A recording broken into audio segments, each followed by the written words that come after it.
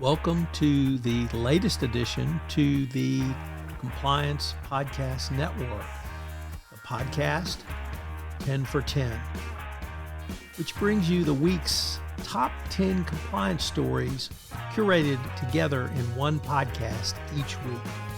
Tom Fox, the voice of compliance, brings you the compliance professional stories you need to be aware of at the end of your busy week. Sit back and in 10 minutes, hear about the stories every compliance professional should be aware of. Every Saturday, 10 for 10 highlights the most important news, insights, and analysis for the compliance professional, all curated by the voice of compliance, Tom Fox. Get your weekly filling of compliance stories with 10 for 10. Hosted by Tom Fox. 10 for 10 is a production of the Compliance Podcast Network.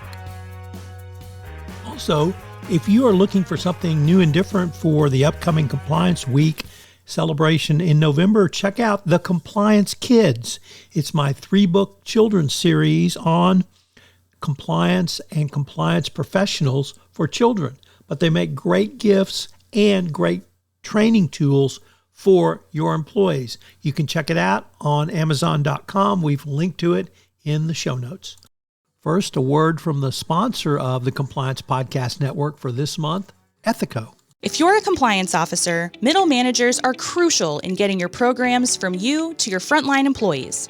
But how do we activate those managers and get them on our side?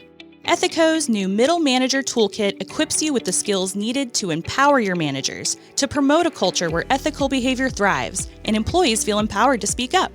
Learn how to turn frontline managers into ethical leaders with our new white paper, Empowering Middle Managers as Ethics Champions. And did I mention you can get the whole toolkit for free? Head to ethico.com to download the full toolkit today. 10 for 10 for the week ending January 18th, 2025. We begin with a story from Law 360 about the defendants in the Cognizant Technologies case. They have asked the Department of Justice to explain how one of the DOJ's witnesses is getting to the United States. Well, that's not something that you have the ability to ask for, and you can ask if they're coming and whether they're on the witness list, and the DOJ has answered in the affirmative. These defendants are clearly fishing around to try to get the DOJ strategy, but the DOJ and court have resisted that to this point.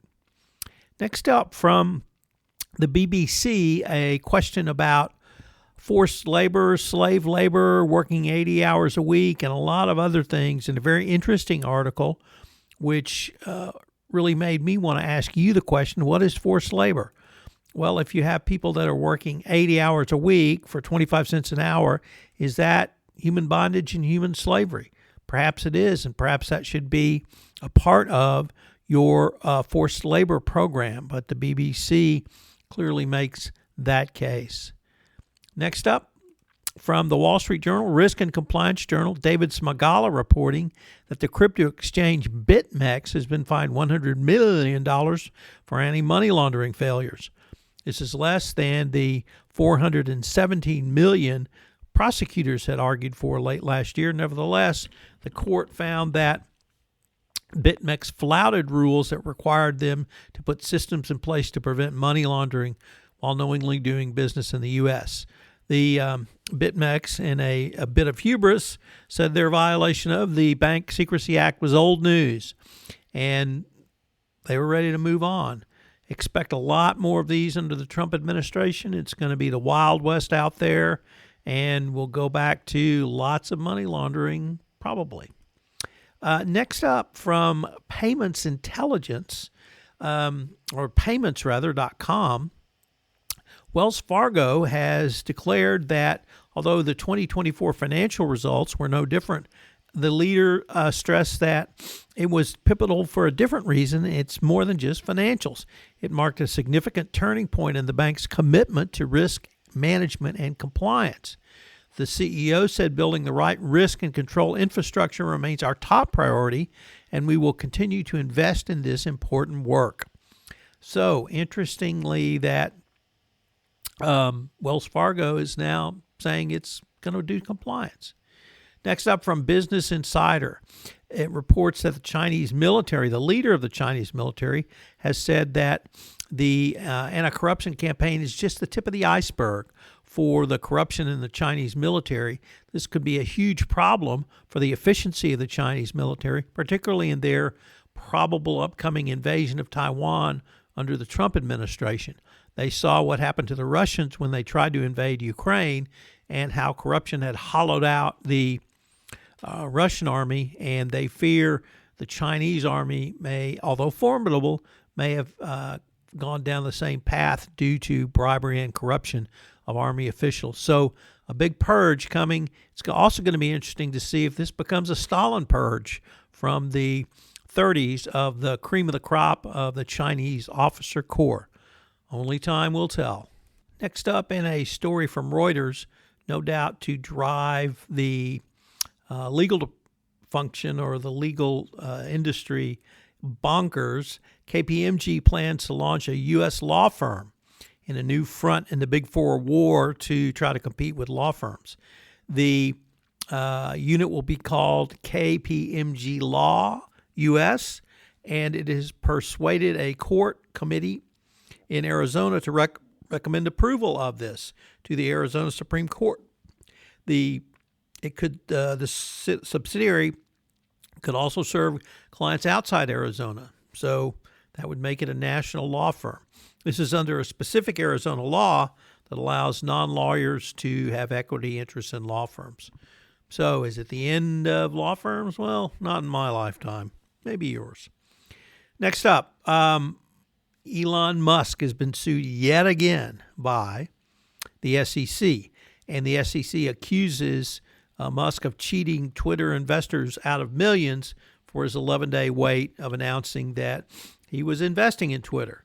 It's been interesting, this commentary about this, whether it's political or not.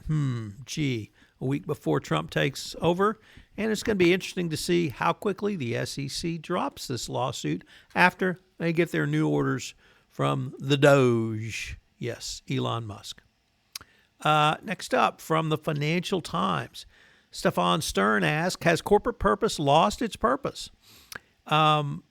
Many have argued businesses should be clearer about their purpose, and employees would be encouraged and even inspired to find meaning at work. But many companies have now refocused on growth, productivity, and the performance culture.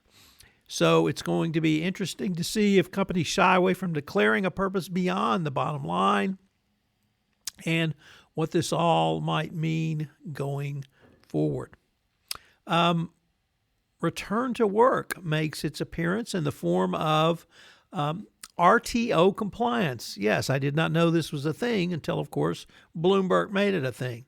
What's RTO compliance? Well, it's compliance and going back to the office. How do you incentivize compliance? Well, you make it a part of a discretionary bonus assessment, and that's what Lloyd's Bank has done, as it is going to assess how well some senior executives return to the office. Now, they didn't do this for junior execs, and maybe that speaks to the British class system. Nevertheless, it points to how do you really incentivize employees to do business compliance and ethically? Well, when it comes to returning to office, maybe you incentivize them to do so by counting how many days they're in the office. I don't know if that's going to work, but it's an interesting spin on what the DOJ requires going forward. Finally, another story from the United Kingdom, as the British Minister for Anti-Corruption has to resign because of alleged corruption ties to the recently deposed Bangladeshi Prime Minister. So anti-corruption takes one for the team. Happy weekend. For 10 is a special production of the award-winning Compliance Podcast Network. As I mentioned at the start of this podcast, our network sponsor is Ethico, and they've got a great new service offering for you, a middle manager's toolkit. We've linked to it in the show notes, and it's available to you at no cost. Many companies struggle with getting information to middle managers, which allows them to be the first line of response in a speak-up culture, and Ethisphere has answered this challenge by putting together a middle manager's toolkit. Check it out in the show notes. Thanks so much for listening to this episode of 10 for 10. I hope you'll check out the newest podcast in the Compliance Podcast Network, the Compliance Tip of the Day. In Compliance Tip of the Day, I give a 5 to 8 minute summary of one tip that you can integrate into your compliance program or put together for greater compliance program efficiency.